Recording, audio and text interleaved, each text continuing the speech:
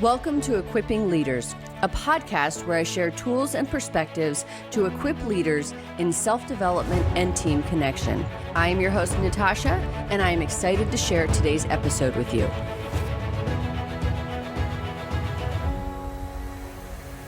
Today's episode is a solocast on mindfulness and the role it plays in leadership and team building.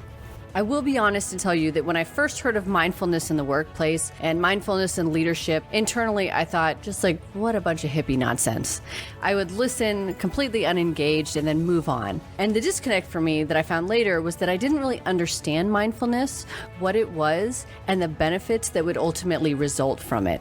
I don't want to go into a whole solocast on mindfulness itself because there are so many great resources for that already available, and I would not do it justice. But I will give some baseline information about mindfulness, specifically in the areas that I'm going to draw a correlation to with leadership and team building. Mindfulness is the ability to be in the moment and consider each moment that you are in. Are you creating enough space for yourself to make a decision in that moment? Oftentimes, we're moving so fast that we go into autopilot. Mindfulness is creating the space to be able to be calm and present when you're making a decision, regardless of the size of the decision. Scott O'Neill said, "Make the most of each moment and rid ourselves of the toxic habit of constantly looking forward to the next thing. Be where your feet are." This plays out in a lot of different ways. So when we're listening and thinking and responding, remember to be where your feet are and not focusing on that next thing or something in the future or something from the past. Consider what mindfulness means as a leader and a team member. When things start to get heated or there's a disagreement, instead of teammates completely disengaging and going into uncomfortable and relationship damaging arguments, mindfulness would empower everyone to approach the situation in the best way to be the most productive, both for the project and for the relationship among team members. Research has shown that mindfulness has a lot of benefits for everyone. It reduces anxiety and emotional reactivity because when you're in the present moment, you're not worried about the future or have time to get caught up in too many emotions and the way our mind is interpreting something and then the emotions we put on that. So you're just in that moment. And when you're in the present moment, you're also less likely to ruminate, which can help lessen anxiety and worry. When we're not experiencing as much anxiety, when we're ruminating less and not emotionally overreacting or even emotionally reacting, we experience a drop in stress. Mindfulness also helps you maintain focus because you're less concerned with unnecessary thought patterns and you restrain from distractions. So we hear all of these things and we think, yes, of course, I want to be more mindful. It makes sense. I'm going to start doing that right now. And then 2 seconds in, we let our minds run away from us. And we not only fall off the mindfulness train, but we also get so lost in our heads and in our day that we don't even try to jump back on it. This is 100% normal and nothing to beat yourself up about.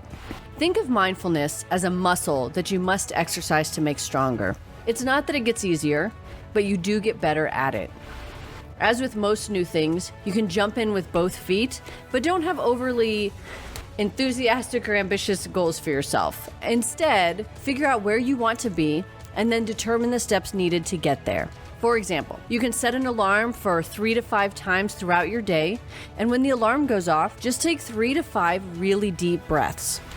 Even though that sounds like such a small thing, it can have a big impact on how you engage with the world around you.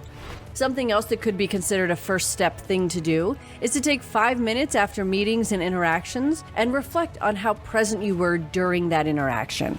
As with most things, there's no one size fits all when it comes to mindfulness. You need to find what works for you. I know that I reflect first thing in the morning and then before I go to bed.